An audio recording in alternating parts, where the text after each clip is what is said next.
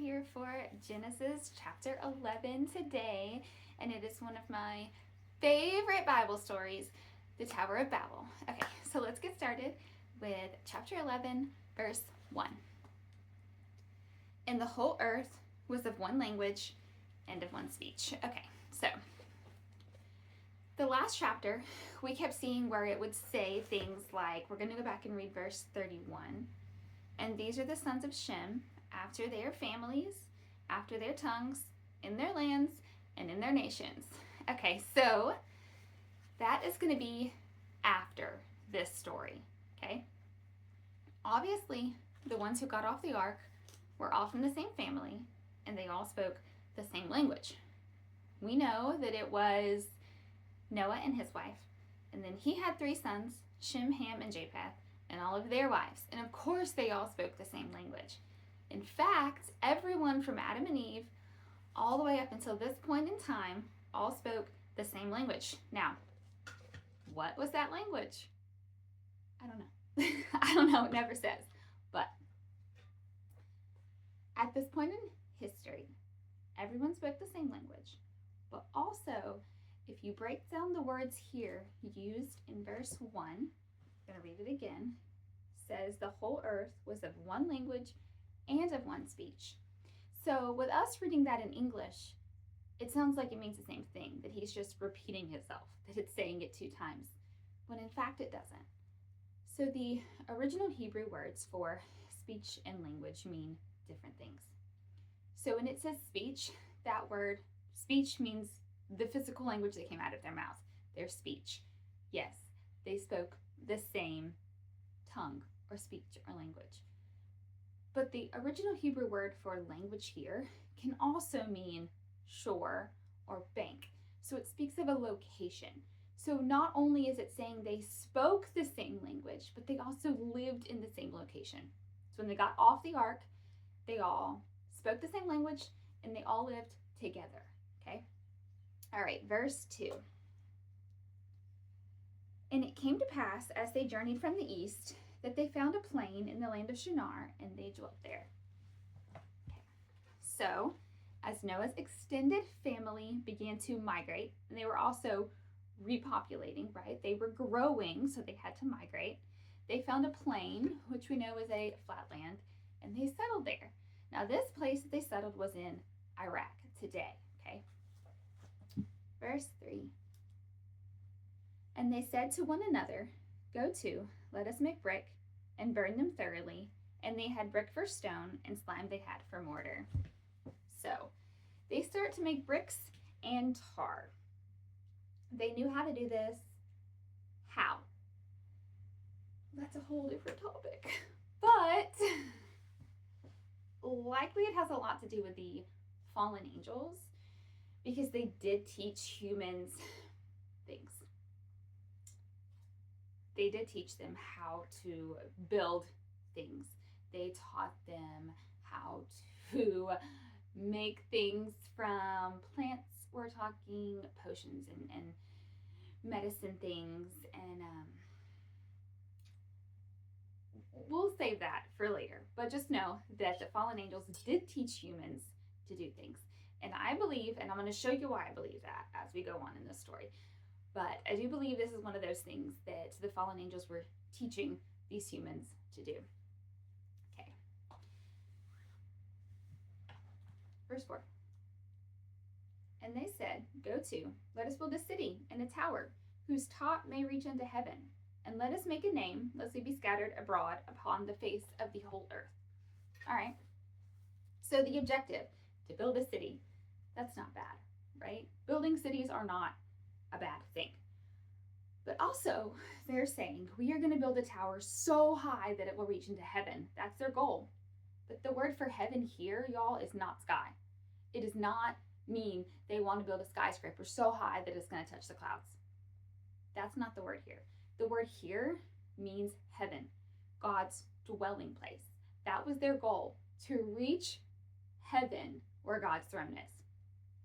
So, if you still believe that we are a globe floating in this vast universe with no God or heaven in sight, according to the pictures, right? The pictures that we see from outer space.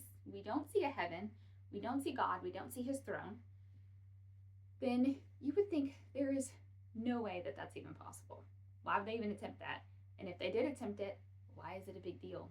Because it's not possible, right? But we're going to see what God thinks about that in a minute. Also, if you look at the end of this verse, I'm going to reread that.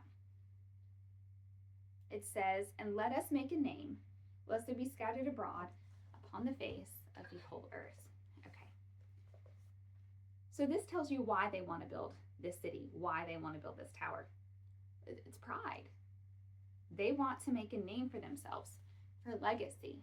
It says for future generations. Let's read that again.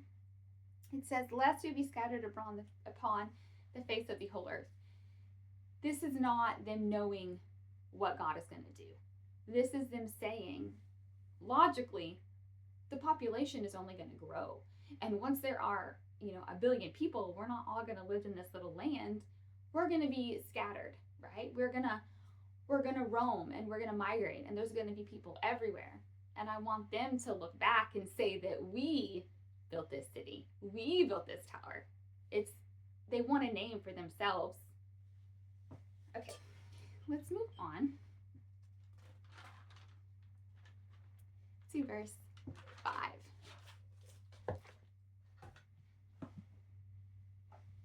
"And the Lord came down to see the city and the tower, which the children of men builded." So, the Lord himself, like creator God, came down to see. Now, can he see from up there? Yes. Isn't he everywhere all the time? Yes. So, then why did he need to come down here? This is a pretty serious thing that's going on, okay? There are, and always has been, angels over every region of the earth. God has put angels for protection over every city, country, region of the earth, okay? Also, because Satan is a copycat, he also has powers and principalities that Satan, has put over regions of the earth. Read Daniel. Okay, I'm not going to go into that, but just know that that is a fact, okay? So now we have whatever prince or demon or whatever teaching these humans how to do this, how to build these bricks, how to make this tower, and how to get this tower that high. So you also have to think these are just humans. They didn't have the equipment that we have. How are they going to get a tower that tall? Okay. Also, this is going to continue to happen. Even after, if you know the story, you know the plan that God has for these people. He does spread them across the whole face of the earth. But then if you look, there are still things that are built over every region of the earth that are all built in the same way that people now look back and go, how did they do that? The pyramids, right? There's pyramids all over the earth. And if you think about it, humans did not have the ability or the tools or like the equipment to build that. And how did they all know to use the same blueprint? Because of the principalities and the powers over those regions. Okay, so we're going to get back to this. So we have this demon or fallen angel or power, whatever it is that Satan has over this area in Iraq, teaching them how to do this. But why? What's the goal? Well, look at this carefully. It says to reach heaven. What's in heaven? Well, it's the throne of God. The throne where God himself sits and reigns from. What would make people or a person or anything want to build something so high that it is, if that human seat, the king of this Babylon, if his seat is at the top of this tower, and this tower is level with God's throne, I mean, y'all really think about that for a minute, okay? If they want their seat equal with the throne of God. That sounds a lot like Satan, right? Wanting to be equal or better than God. So God himself, the manifest presence of God, comes down here to earth to put himself in the middle of this so that we, the people, the angels, and this demonic principality all know that God is right there. He's right there in the middle, to put himself right in the middle of what is going on. All right, verse 6. And the Lord said, behold, the people is one, and they all have one language, and this they began to do. And now nothing will be restrained from them, which they have imagined to do. Okay, so first of all, who is God talking to? Is he talking to the angels? Is he talking to the Holy Spirit in Jesus? Because he refers to himself as us in Genesis, like the beginning chapters. Maybe. I'm kind of leaning towards both, but he says the people are unified. They are one. And now there's nothing that they can't do. This needs to be a lesson for Christians, because when I read this, I also think of Ephesians when he talks about how the fivefold ministry was given to the church until we are unified, right? Until that unification. All right, so once we're unified, and we are one as the people were back then, you know, the whole one mind, one accord, right? There is nothing that we can't do. So Satan's agenda, because he is a copycat as usual, is to unify us. Now, God did it in this story because he had to. But Satan does it every day just for fun. It's so that we can't accomplish the things that God wants us to. God himself says that people are unified. They are one, and now there is nothing that they can't do. So he ununifies them so that they can't accomplish this thing. So what does Satan do now? We are supposed to be one.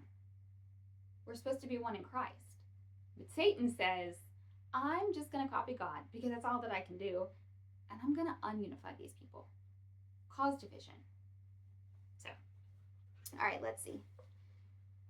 Also, in this verse, the question that we must ask ourselves is, why is God worried about this? Why is he worried about them building a tower so tall that they could possibly reach heaven? Like heaven, like where God sits, heaven. Surely, we've all seen the pictures from outer space, right? Pictures of the globe in outer space. It's impossible to build a tower to reach heaven. I'm not gonna lie, when I heard this story for the first time as an adult, because it's not a story really taught in Sunday school. I didn't really go to Sunday school as a kid either. But when I read it, I was like, why is God worried about that? Like, that really looks impossible to me. We've all seen the videos where, you know, you see this person, I think it's a girl in the video, and she's laying on the grass and the camera spans out, and it's really meant to show you how small that you are. It's just kind of the opposite, because you're still important to God, right? You're not this tiny little creature in this vast universe. But the video spans out from her to, you know, it shows the city and the state and the country and then the globe, and then it's just on and on and on, so far that you can't even see the earth. It's just a tiny little speck in that video. And there's no heaven or God inside in that video.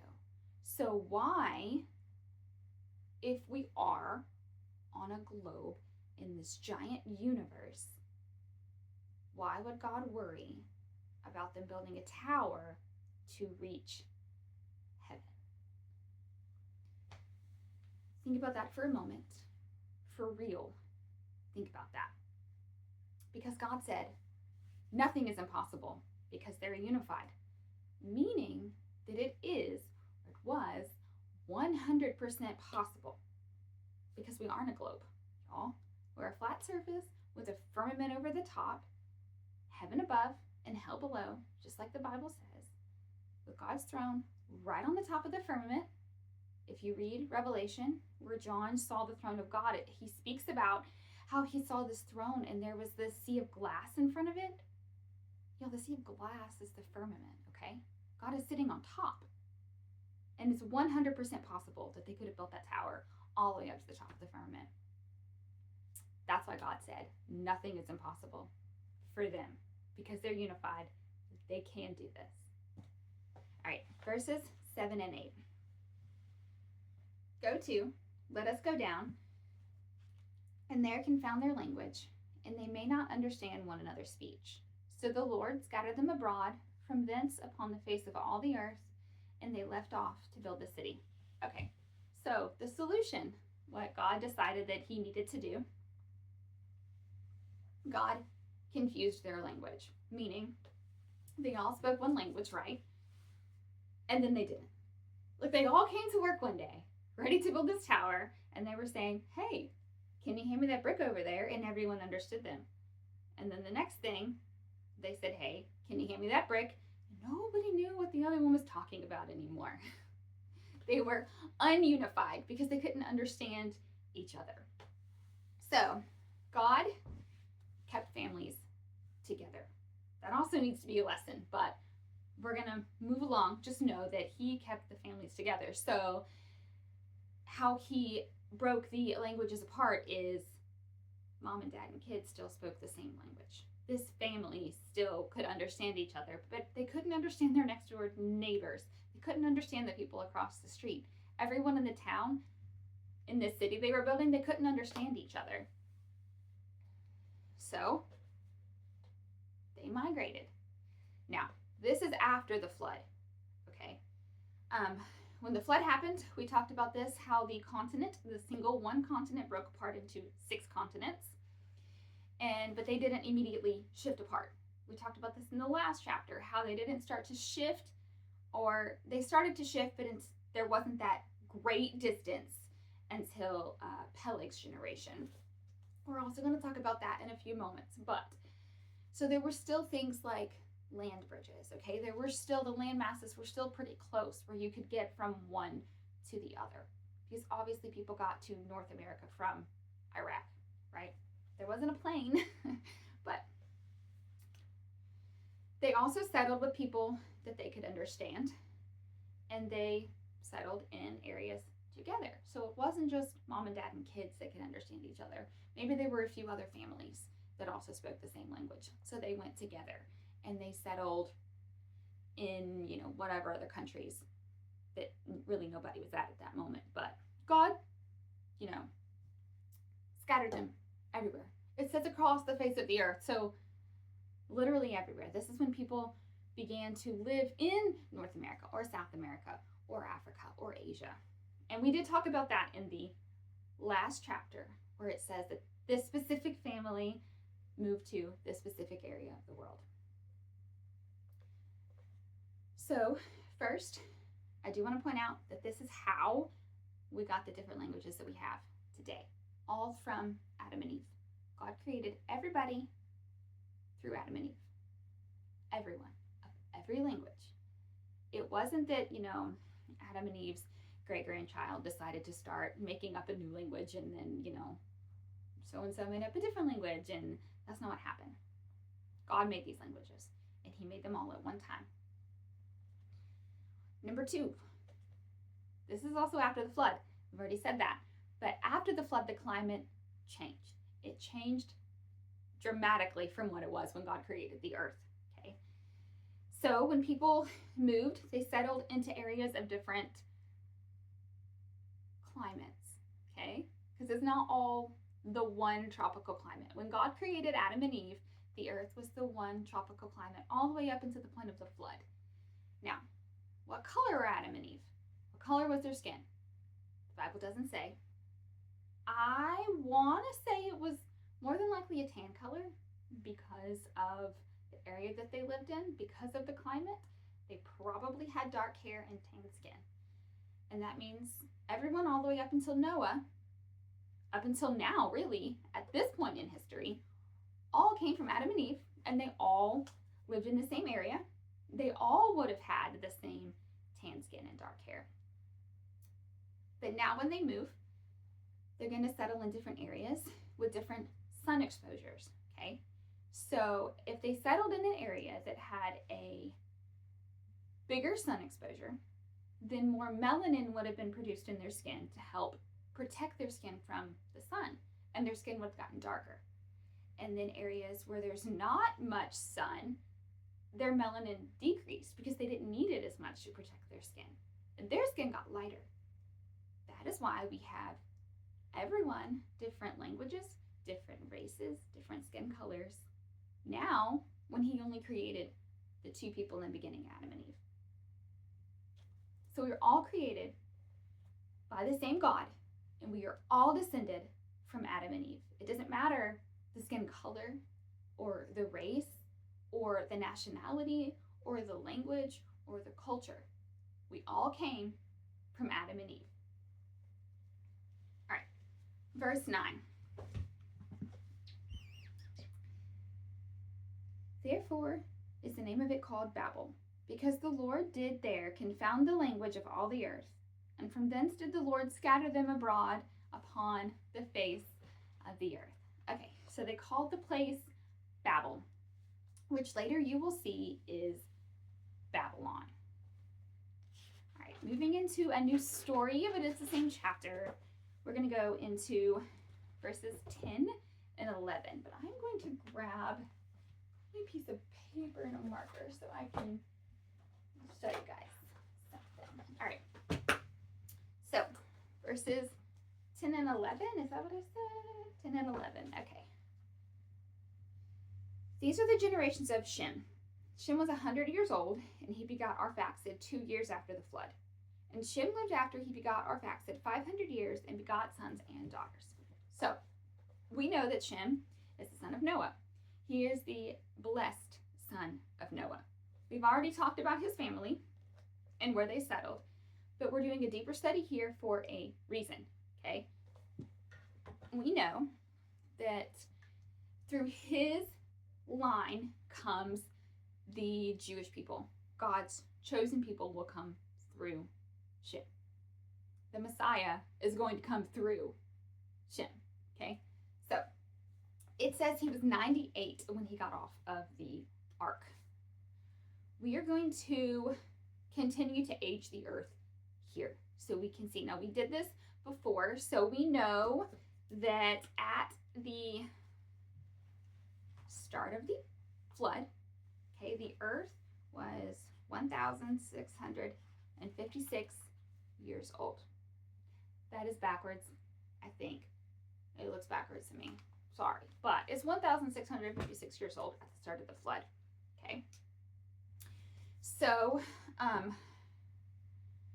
we also know that the flood lasted right around 377 days, but we are going to say, for aging purposes, it lasted about a year. So, now we have 1,657 years old, the age of the earth, at the end of the flood, okay? This says that Shem had Arphaxad 2 years later. So we are going to add a 2 and get 1,659 years old. Okay. So let's read 12 and 13. And Arphaxad lived 530 years and begot Salah. Guys, sorry, I really don't know these words, but.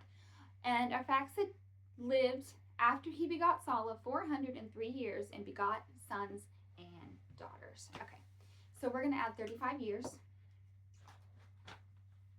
And I'm just going to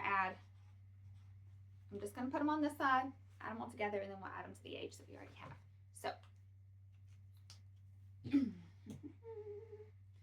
also, I want you to remember that God said he was going to shorten the lifespan of people, right? He said he was going to shorten it down to 120 years. We are going to see that gradually start to happen. That wasn't an immediate change because after the flood, these people did need to repopulate the earth. They would need more time than the 120 years, especially when they were already 98 years old when they got on the boat. So let's read. So also I want to point out Shem lived to 600 years old, and then Arphaxad lived to 438 years old. So you can already see where it's shortening just a little bit. Okay. Verse 14 and 15. And Salah lived 30 years and begot Eber. And Salah lived after he begot Eber 403 years and begot sons and daughters. So we're going to add 30 years to the 35 that we already have. Okay. And we'll also see that he lived 433 years. So it's still shortening just a little bit more. All right, 16 and 17. And Eber lived 430 years and begot Peleg. And Eber lived after he begot Peleg 430 years and begot sons and daughters. Okay, so we're going to add 34. So Peleg lived 239 years. So we see a few things here. First, this is the first significant drop in the lifespan, okay? And the second thing is that this gives us a timeline of when the continents shifted to their current spots or more closer to their current spots, okay? So during the flood, the one landmass we said had broke apart, and then it became 6 landmasses, 6 continents, okay? That's in the last chapter. We talked about this happened during Peleg's time. So, and that's when they significantly shifted. So between 101 to 340 years after the flood, that is when they became significantly apart, like where you couldn't stand on the edge of one and see the other one. All you could see was the ocean. All right, 2021. And Ru lived 230 years and begot Surig. And Ru lived after he begot Surig 207 years and begot sons and daughters. Okay, so we are going to add another 32. Another 32. Okay, and we see that Ru lived 239 years. All right, verses 22 and 23. And Surig lived 30 years and begot Nahor. And Surig lived after he begot Nahor 200 years and begot sons and daughters. Okay, we're going to add 30 years. And we also see that Surig lived 230 years. So we see how it has significantly dropped from the 600 years of Shem. And obviously from the beginning of Genesis where we see people live 999 years. So we are on verses 24 and 25. And Nahor lived 9 and 20 years and begot Terah. And Nahor lived after he begot Terah 119 years and begot sons and daughters. Okay. So we're going to add the 29 years here. And not only are we seeing the lifespan decrease, we are also seeing the age when they had children also decrease. So instead of seeing them have their first kid at 98 or at 100, we're seeing them have them now at 29 years old. We also see that Nahor lived to 239 years. All right, verse 26. And Terah lived 70 years and begot Abram, Nahor, and Haran. Except that guy. He had him at 70. But anyway, so we are going to add 70 years to our running total here of the years after the flood. So, from the time at the end of the flood to Abraham's birth was 292 years old. That's all the numbers that we just added together. We add the 1 year from the flood, that the flood lasted was a year. That's 293 years. And the age of the earth at the time of the flood was 1,656 years old. We add that all together. So at the point right now of Abram's birth is 1,949 years old, is how old the earth is. Okay? Verse 27. Now these are the generations of Terah. Terah begot Abram, Nahor, and Haran. And Haran begot Lot. Okay, so Terah had 3 sons, Abram, Nahor, I guess he named him after his dad, I don't know, but they had the same name, and Haran. And then Haran had a son named Lot. So Lot is the nephew of Abram. Verse 28. And Haran died before his father Terah in the land of his nativity in Ur of the Chaldees. Okay. So Haran died. His dad outlived him. Haran is now dead, and Haran is the one who has the son named Lot. Okay. It also gives us a geographical location of where Abram was born. It says he was born in Ur. Today, that is southern Iraq. Verse 29.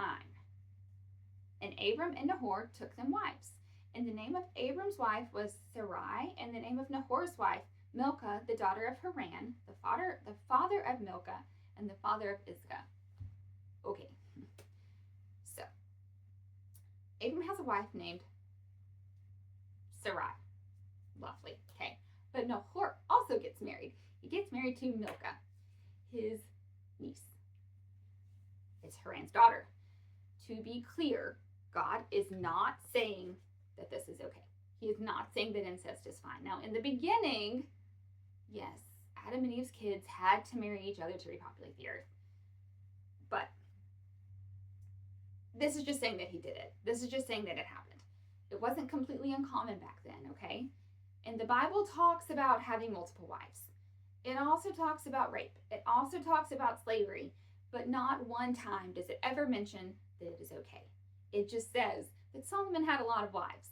It doesn't say that it was okay for him to do that. Just the fact that it happened. Just like it's going to talk about rape, it's going to talk about slavery. And it never says that it's fine, just that it happened. So just because it's in the Bible doesn't make it okay. The Bible tells you lots of things that are not okay. Let's go to verse 30. But Sarai was barren. She had no child. So Abram's wife, Sarai, her name isn't that for very long, so bear with me. Sarai, I don't know. She was barren. I'm sure you know what that means. That means that she can't have children. All right, verses 31 and 32. And Terah took Abram his son, and Lot the son of Haran his son's son, and Sarai his daughter-in-law, and his son Abram's wife, and they went forth with them from Ur of the Chaldees to go into the land of Canaan. And they came into Haran and dwelt there. And the days of Terah were 205 years, and Terah died in Haran. Okay, so Terah, which is the dad, Abram, Sarai, and Lot, which is Terah's grandson or Abram's nephew, moved to a city called Haran. Now, it is widely assumed that he named it after his son, but the Bible doesn't specifically say that. It is located in southeastern Turkey, and also we learn that Terah was 205 years old when he died, so we see the lifespans decreasing even more. Okay, hope you had fun. Bye, guys.